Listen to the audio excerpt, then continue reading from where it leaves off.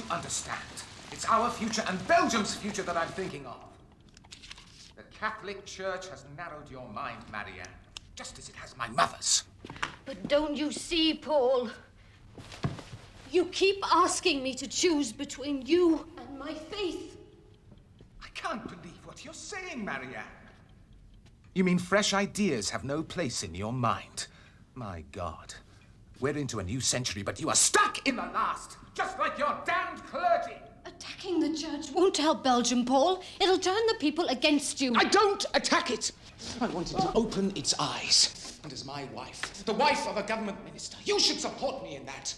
I married you for love, Paul, not to advance your political career. Marianne! Come back here! Marianne!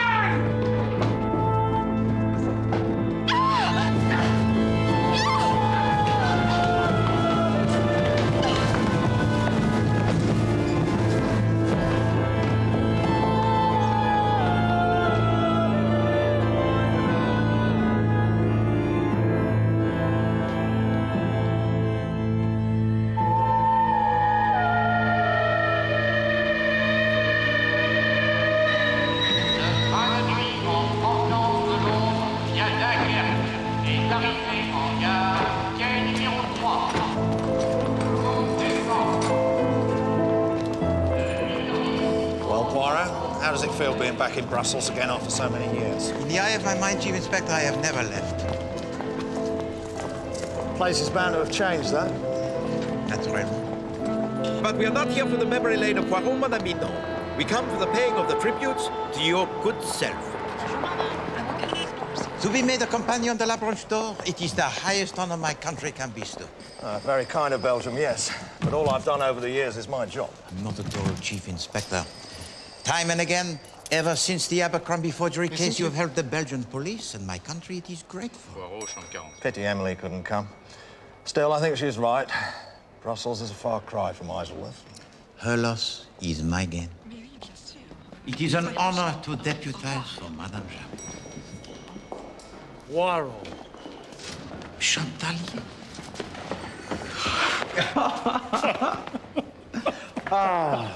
Mon Dieu. 20 years and you look the same.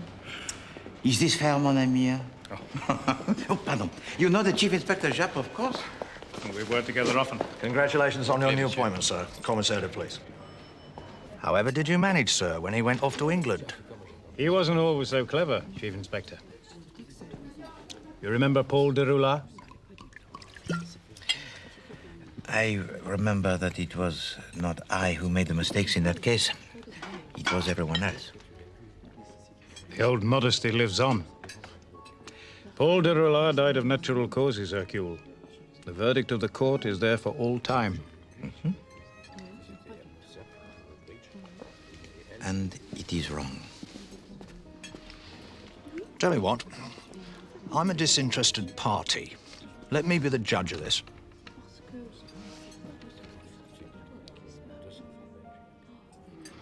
It was just before the war, Chief Inspector. His death was reported to the police in the... That was the first mistake. The de Roulard case began 2 years earlier when his wife, Marianne, fell down the stairs to her death. An accident, Poirot. The Belgian philosopher himself, Georges Tabenot, once said to me, he said, Poirot, there is no such thing as an accident. However, we shall let that pass. On the night of his death, Paul de Roulard was entertaining some friends. Seated around the table were Virginie Ménard. Next to her, the distinguished friend of Paul, le Comte de Saint-Alard. At the head of the table, the mother to Paul, Madame de Roulard. And at her side, her confidant and advisor, an old family friend, Gaston Beaujeu. Virginie was cousin to Marianne, the dead wife of Paul. That new language law, Paul. What exactly does it say? From now on, all commands in the army must be given in Flemish as well as French. All I pray is that you and your friends in government have no plans for the Mass to be said in Flemish, Paul. Now I see it. This law is just the tip of the iceberg.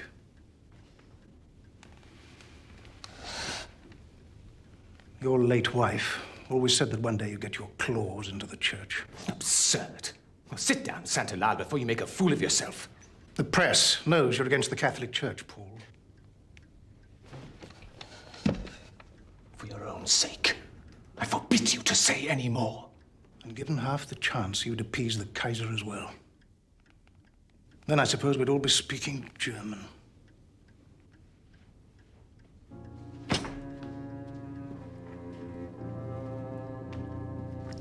Another chocolate, Monsieur Beaujeu.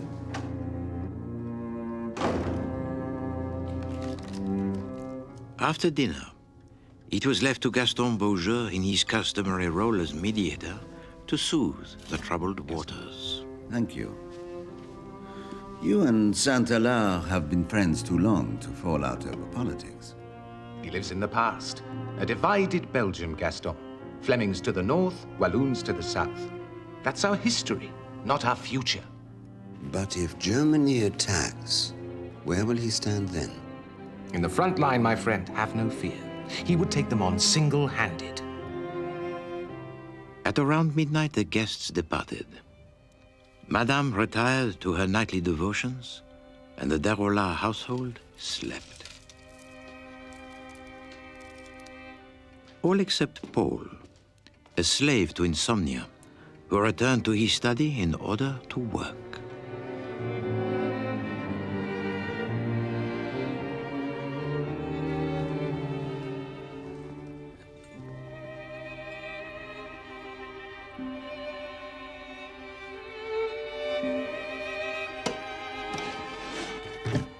Paul had a reputation for his austerity and discipline. He did, however, have two vices: the pursuit of his career and chocolates.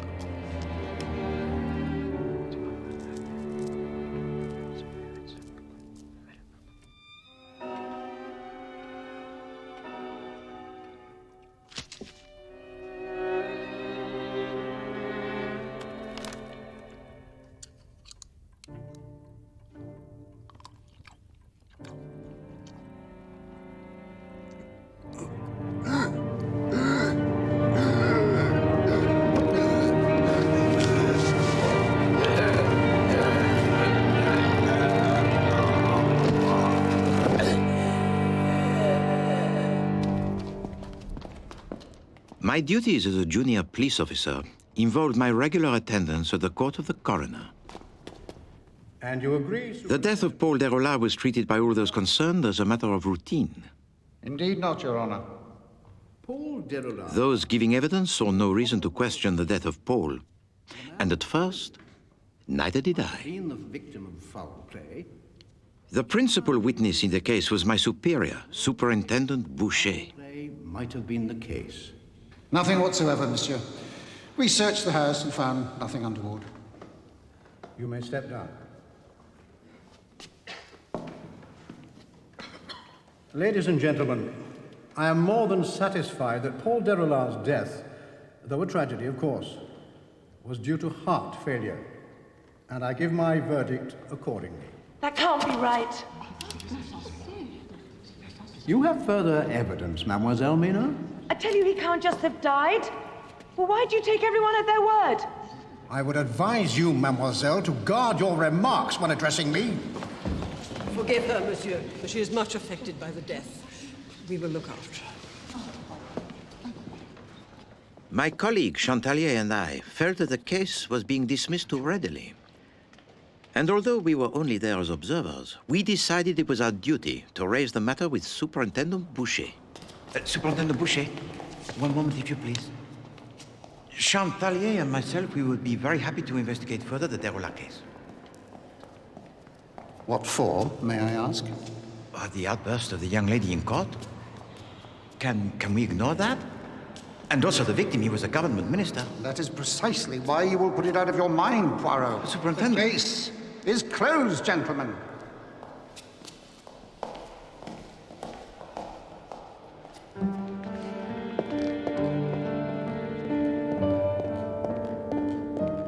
But it was an invitation most unexpected. which ensured that the case was not closed. Ah, Hercule! Henri, bonjour, ça va? Why have you kept a secret from me? What are you talking about, Henri? The young lady I spoke to you about? Oui. She's at table 5. Ah. Merci. She asked for you, specially. By name? By moustache.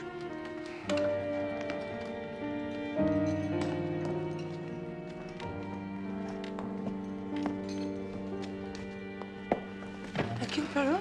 At your service, mademoiselle? Virginie Ménard. Mademoiselle Ménard. Would you take a seat, please? Merci.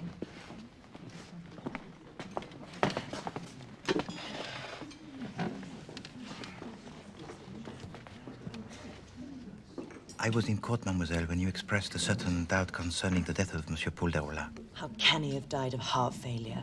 He was such a robust man. And that is all upon which you base your doubt? His apparent good health? And some feminine instinct, monsieur. You believe in such a thing? Perhaps.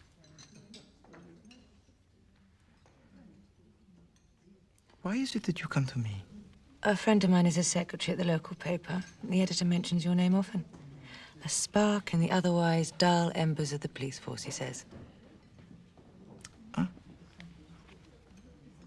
He is a man of perception?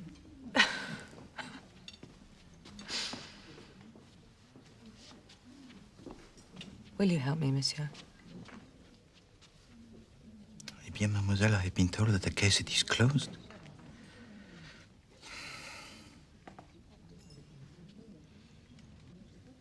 But I am due some leave, which I shall take.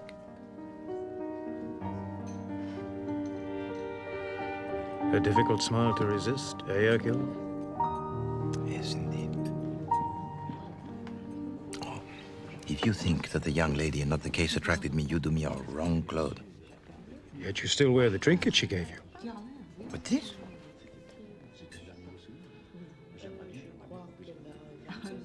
Bien sûr. If you think that Poirot could not see beyond that smile most bewitching, and that her charm was such that... Toujours la femme, Chief Inspector. You've a phrase in English which means the same.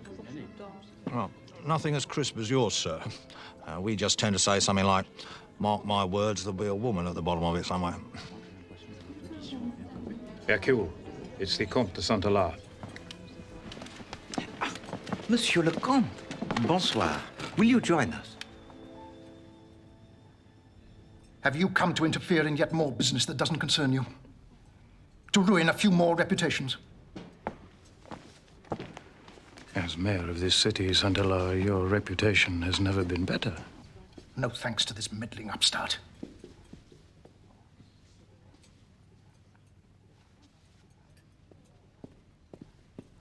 I swore to myself, Poirot, the next time I saw you, no matter when it was, the very next time I would... Monsieur le Comte.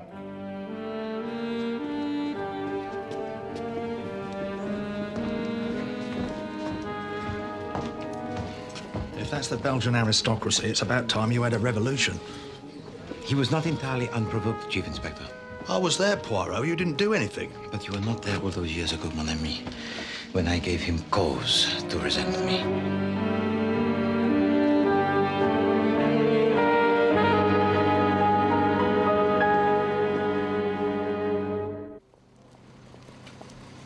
This, compagnon de la branche d'or they're awarding me, Poirot. Oui? I mean, what exactly is a branche d'or? It is the golden branch of an olive tree, mon ami. In Greek mythology, he who carried it became invincible. Very useful in our line of work as Chief Inspector. Do we know who's presenting it yet? By tradition, it must be a fellow companion, but who it will be is yet undecided. The wife wanted royalty, of course, but I'm not fussy. Ah. The Derola house. It has changed very little. The refusal of Superintendent Boucher to further investigate the death had angered me. So it was that in the company of Virginie, I began my own inquiries. On arriving at the Deroulard house, I met for the first time Madame Deroulard. You must introduce the young man, Virginie. She doesn't bring home many friends, monsieur. Hercule Poirot, madame. I am a policeman. I've seen too much of the police lately, Monsieur Poirot. And all have believed that your son, he died of heart failure, madame. I see the work of your hand in this, Virginie. Forgive me, madame, but for Paul's sake, I couldn't live with my doubts. Perhaps I might be able to put her mind at rest, madame, when perhaps I have seen the study and spoken with your servants.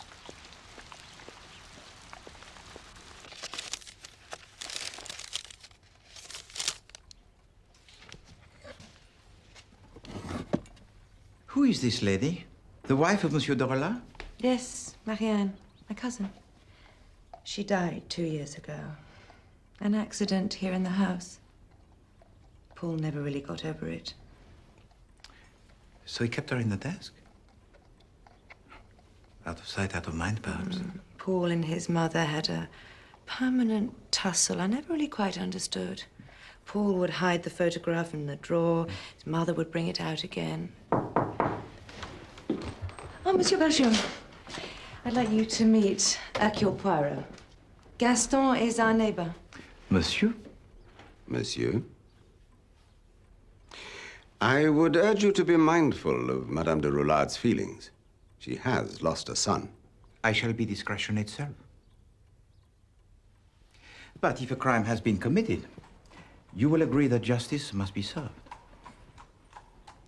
Huh? But these were made by a guest at your table the other night, Le Comte de Saint-Alard. Yes, he always brings a box when he visits. And the night of the death of Paul Deroulard? Yes, we had some with our coffee. What color was the box at the table? I can't remember. Pink. Are you certain, monsieur? It was not of the two colors, the pink and the green, comme ça? Oh, how curious. I wonder. I just told you. Both halves were pink. Then I suggest that there is somewhere a second box. One with a green lid and a pink base. If anyone knew the whereabouts of the missing chocolate box, it would be the Deroulard servants. Virginie took me to meet them. This is Denise the cook and Jeanette the maid. Mademoiselle? Where's Francois, Denise? I think he's taken the afternoon off, mademoiselle. The chocolate box comprising the other two halves had been removed by the 80-year-old butler, Francois.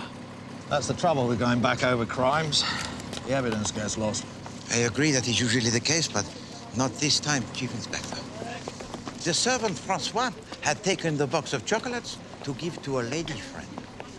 Over here, please, Chief Inspector, between these two pillars. If we must. Indeed we must. I have promised most faithfully to Madame Jett to bring her back the photographs. Is this all right to take now?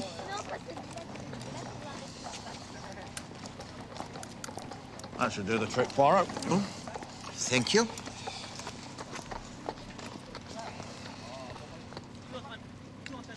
Lady friend? This Francois, you said he was nearly 80. Only an Englishman would see the contradiction there, mon ami. I found them seated at a cafe playing chess, eating what was left of the chocolate. And the fact they were still alive told you their box wasn't poison. Précisément. Merci, madame.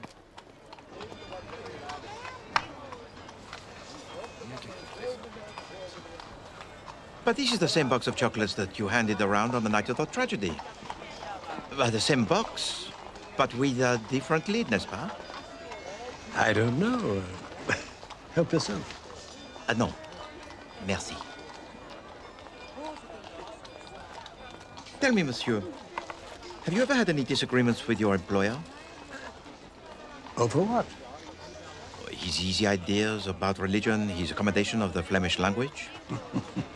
I'm too old to quarrel over trivial matters, monsieur. And yet there was an argument over dinner, was there not, between Le Comte de Saint-Alard and his host? Check.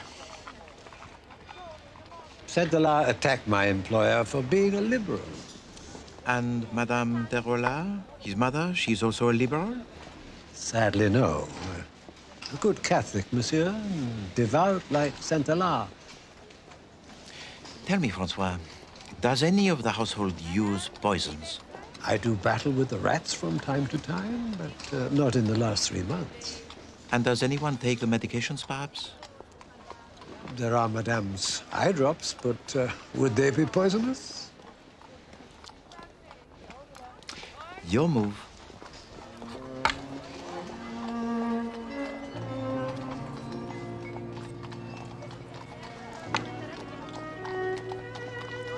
Checkmate.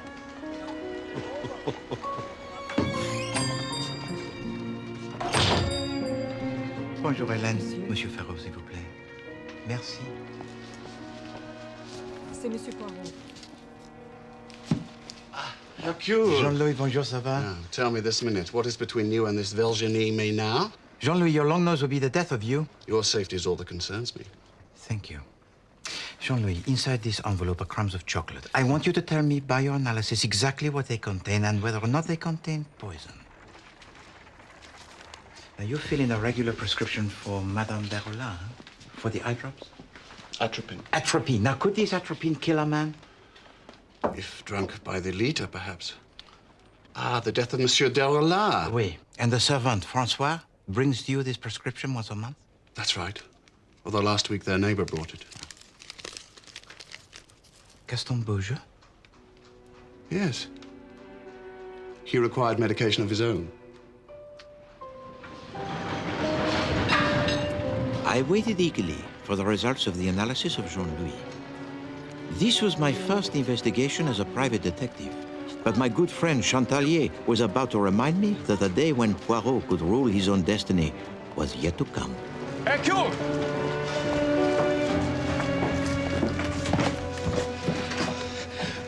I've been looking everywhere for you. Why, there's a problem? I gave you my word, Hercule. You didn't hear it from me. But Superintendent Boucher wants to see you. En voiture! Will I need earplugs? I've had Madame de Rollard here. She has friends in high places, Poirot. Xavier Saint-Hilaire, for one. He's likely to be the next mayor of Brussels, and as such, could make my life extremely difficult. Whereupon, I will make yours even more so.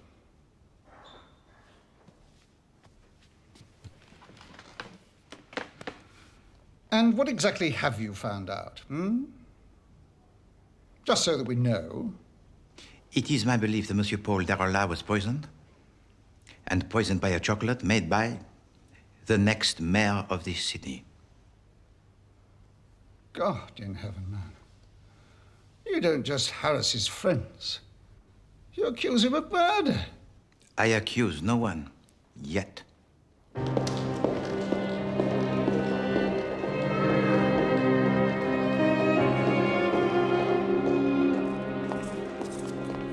Tell us, what did Boucher say? Oh, about my findings? He was impressed. Never. I did not say favorably impressed. Hercule, for your own sake, you've got to drop this. Oh. Please, Virginie, make him see sense. I hope I haven't made things awkward for you, Hercule. Not at all. Virginie. Eh bien, at 6 o'clock, I have coming to my apartment a friend of mine who is a chemist. He is going to tell me exactly what those chocolates contain. If you have finished, would you come and meet him? Yes? Bon.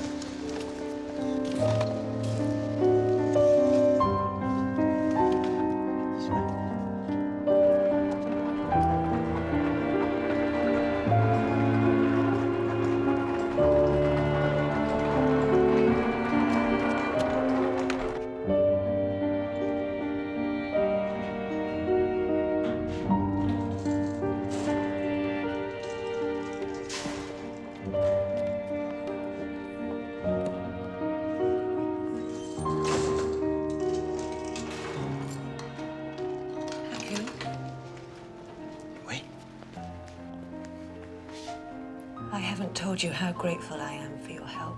It is nothing. But perhaps this will say it for me.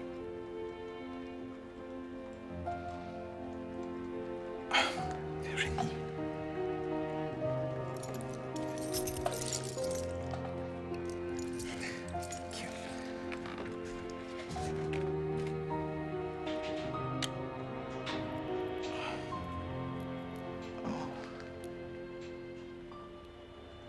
Virginie, you should not have. You see, some people might have thought me mad. Perhaps you did. No. But at least you gave me the benefit of the doubt.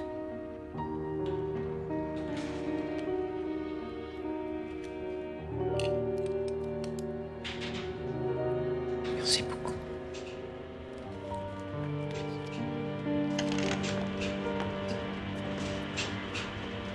Hercule! Hercule! It is exactly as we thought.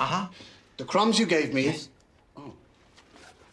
Pardon, Jean-Louis Ferraud. Allow me to introduce you to Mademoiselle Virginie Menard. Enchantée. Thank you so much for everything you're doing to help me. Diable! Wait! Wait, I am the police! Wait!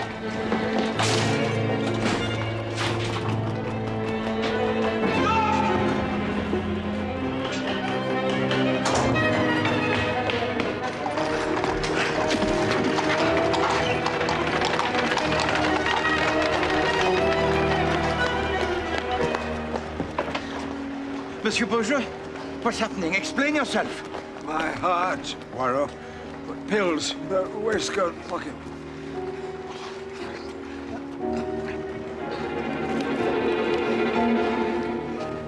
Do not worry, monsieur. We will get you to a hospital.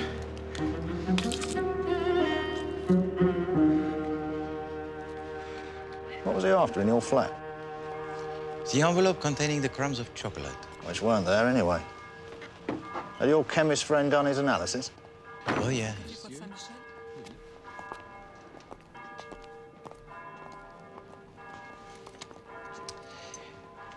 The crumbs contained a substance called trinitrin.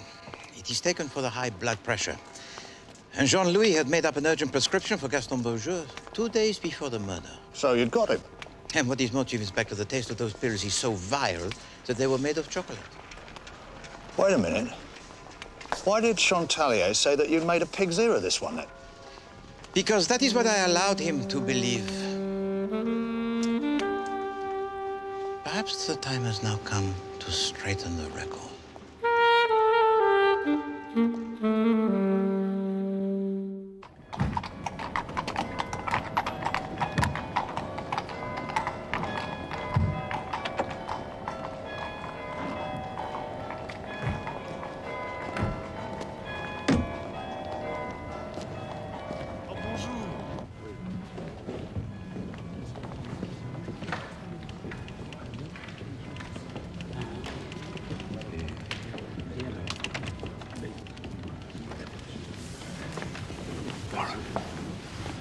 So this lot, they're all compagnons de la Branche d'Or, are they?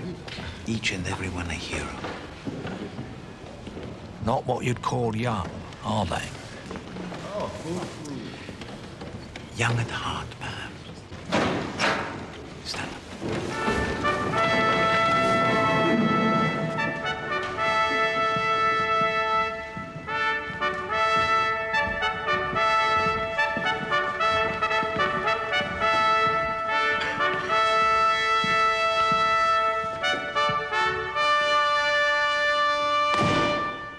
Bienvenue, compagnons de la Branche d'Or.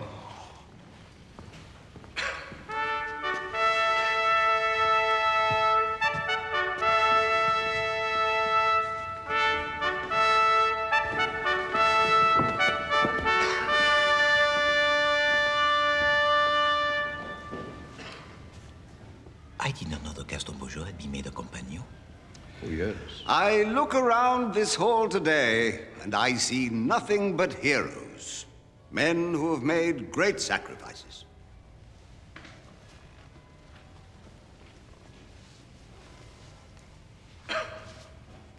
Today, we honor an English policeman for services beyond the call of duty. And as he joins the ranks of the invincible few, I proclaim James Harold Jap a compagnon de la branche d'or.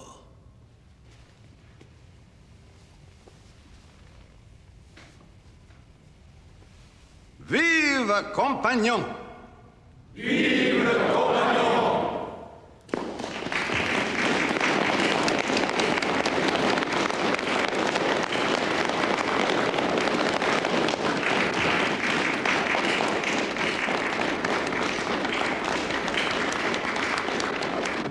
Good evening.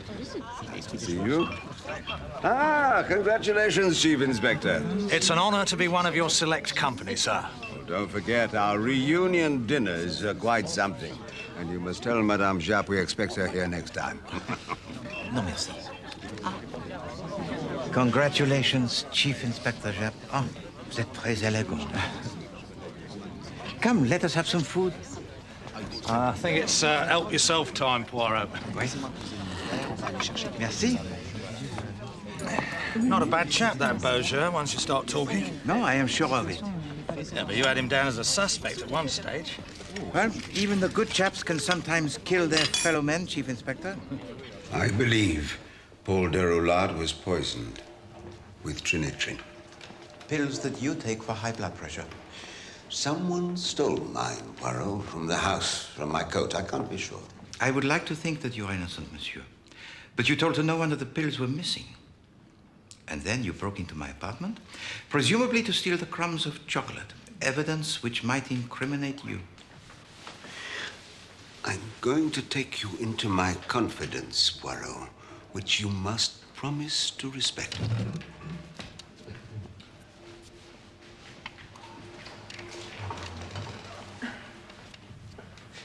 I give you my word, monsieur. I work for Belgian intelligence, and my present job is to find out just who in the government would collaborate with Germany if she wages war. So Paul Deroulard was not so much a friend as a mine of information? Unwittingly, yes. Then let us hope that for his indiscretions, he did not pay with his life.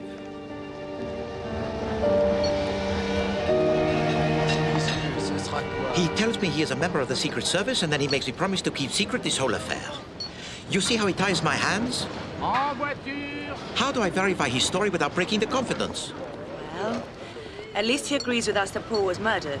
Yes. Whether or not by him is another matter. He had the means, but not the motive. That is why we must dig deeper. You know, I would like to visit the chateau of Saint-Alain, huh? But there is a problem. Monsieur le Comte is always there. There's one thing he'll always venture out for. What? The opera.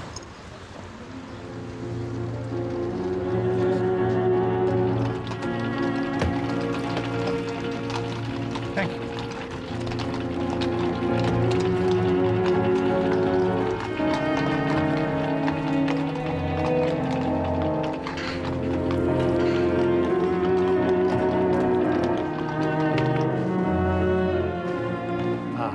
Virginie.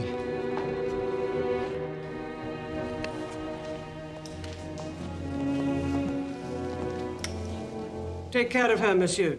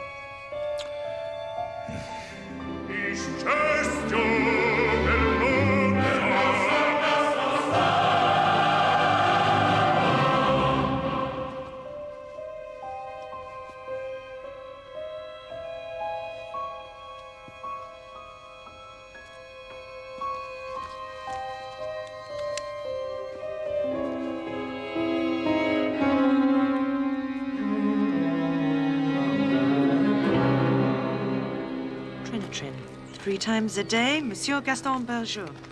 Found in the pocket of Xavier Saint-Hilaire. Hercule, you're a genius. Maybe so. But to reopen the case, Superintendent Boucher will need a confession from Saint-Hilaire himself. Hercule, I'm not sure you'd allow me to do this, but Saint-Hilaire holds me in high regard. In fact, You mean he's in love with you? Oh, please don't think I return his affections, Hercule. Far, far from it. I believe you, Virginie. Then why don't I persuade him to talk? Oh, no. No, Virginie, this man, he could be a murderer. If you were there.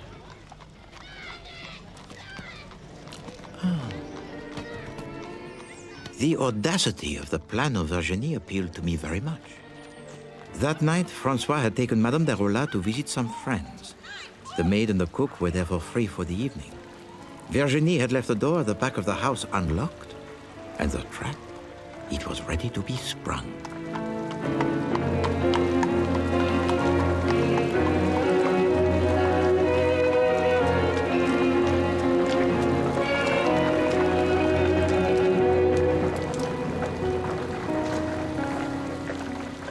In spite of our differences, Paul could be such an amusing man.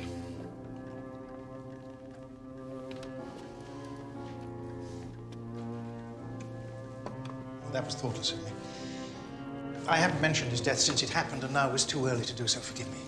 No, Xavier, you misunderstand. You see, I can't help thinking that his death was a just punishment. Virginie, I know the cause of his death troubles you, but he died of heart failure, nothing else. Some people do anything for their faith, Xavier. I admire that. Suppose someone knew that Paul had plans to limit the Church's power in Belgium. Would it be a sin to remove him? To murder him? Oh, such people would never be seen as common murderers, though, but as saviors. Well, at least by the Church, don't you agree? Virginie, you say all this to comfort me, I know. I had no right to expect such understanding.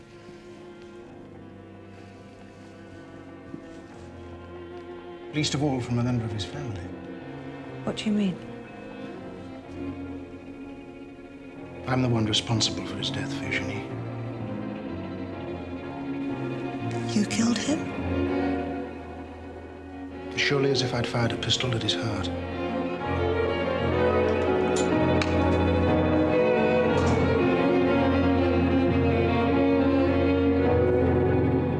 Monsieur Poirot,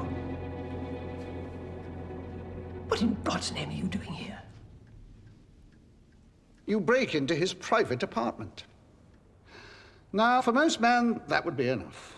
But not Poirot, no. Poirot then goes on to try to trick him into a confession. His last words, Superintendent, before the return of Madame Derola were, as surely as if I had fired a pistol at his heart. Yes, Poirot. As if. As if. As if.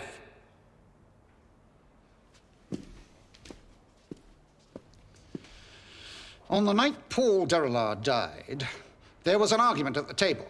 Saint-Hilaire believes that argument led to the seizure that carried Paul off. I believe that you yourself should question him further. I do not need your advice on how to proceed, Poirot. On the contrary, you need mine. And you will begin by visiting Madame Derola and apologizing to her for all the distress you have caused.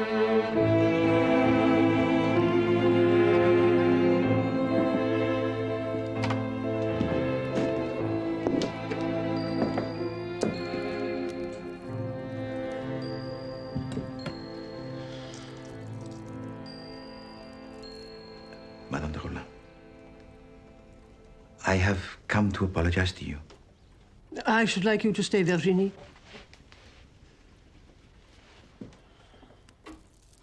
So, you think my son was murdered? I believe that your son was poisoned, Madame, by Xavier Saint-Hilaire. Poisoned? Would Saint-Hilaire use his own chocolates? Are people so stupid? Oh, yes, Madame. You would be surprised. The stonemason he murders with his hammer, the cutler with his knife, the sweet maker with his soft centers.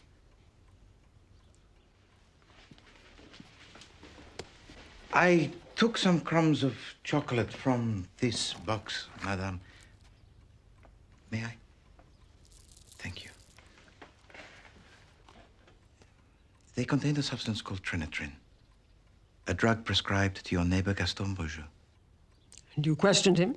Oui, madame, and he told me that the pills, they had been stolen. And when I searched the chateau of Saint-Alard, I found there the pill bottle which was empty. A finding is one thing. Can you prove all this? Tomorrow I have an appointment with the Minister of Justice, and he cannot argue with the scientific analysis of Jean-Louis Ferraud.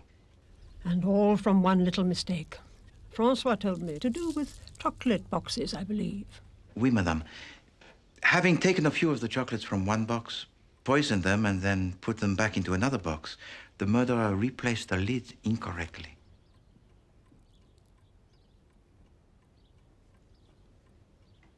The green lid on the pink box.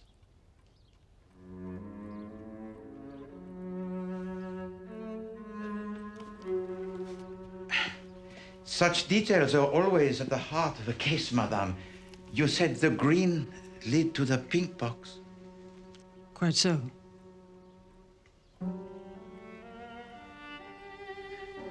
Madame de Rollin, in order that the wrong person does not go to the guillotine, I beg of you, tell me once again, what is the color of the lid and what is the color of the box?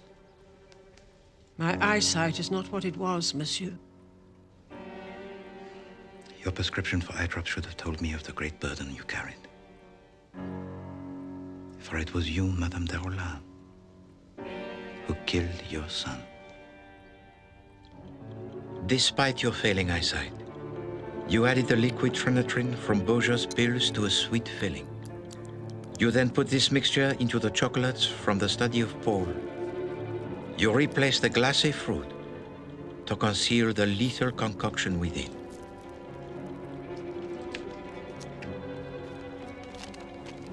Having poisoned the chocolates which were to kill him, you then made your only mistake. The wrong lid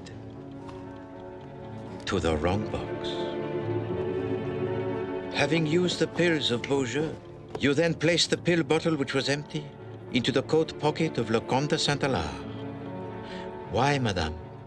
To get it away from the house? Don't worry. I wouldn't let him die for my crime, much as I dislike the man. Oh, why, madame? Why kill your own son? Because of what he was doing to our country, Virginie, and our church. I pray, monsieur, no woman in the world need ever choose again between love of God and the love of her child. But to take a life is a mortal sin, madame. How can a woman of such conviction so deny her faith? Paul was a murderer, monsieur. She did not die from an accident.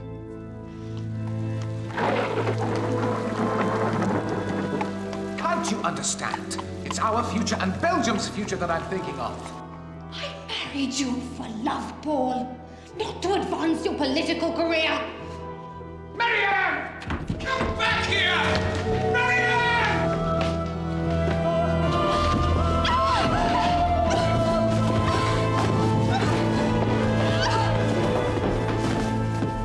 He knew I'd seen him do it, but we never spoke of it. Each of us afraid to admit he was capable of doing such a thing. Oh, so instead you taunt him by displaying the photograph.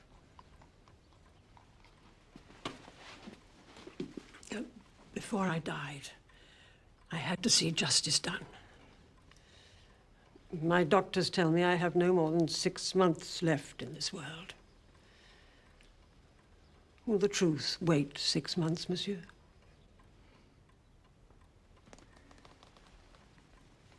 Perhaps longer, madame.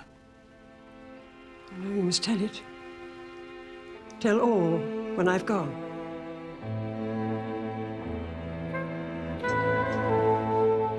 Why didn't you? Why leave it till now?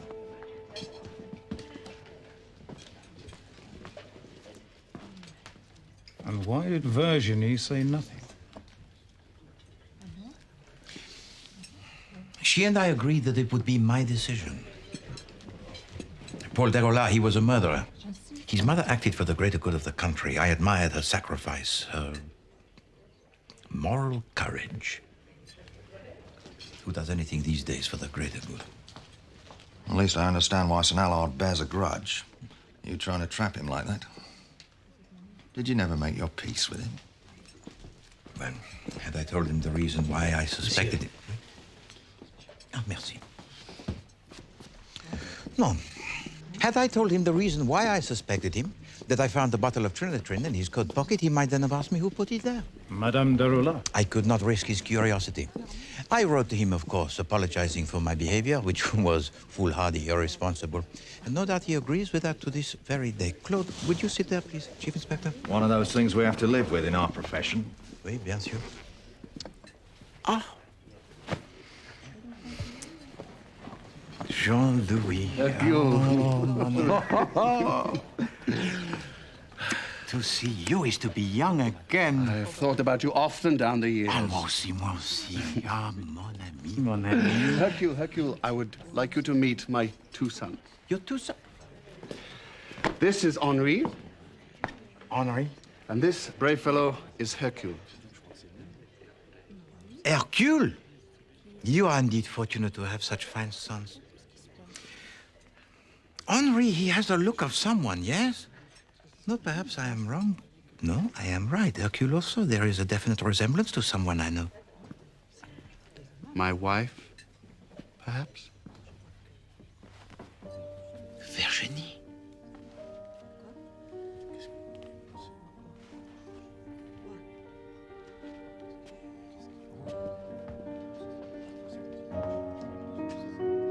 Hello, Hercule. Bonsoir, Madame Poirot. I was just saying to Jean-Louis that he was always the most fortunate of men.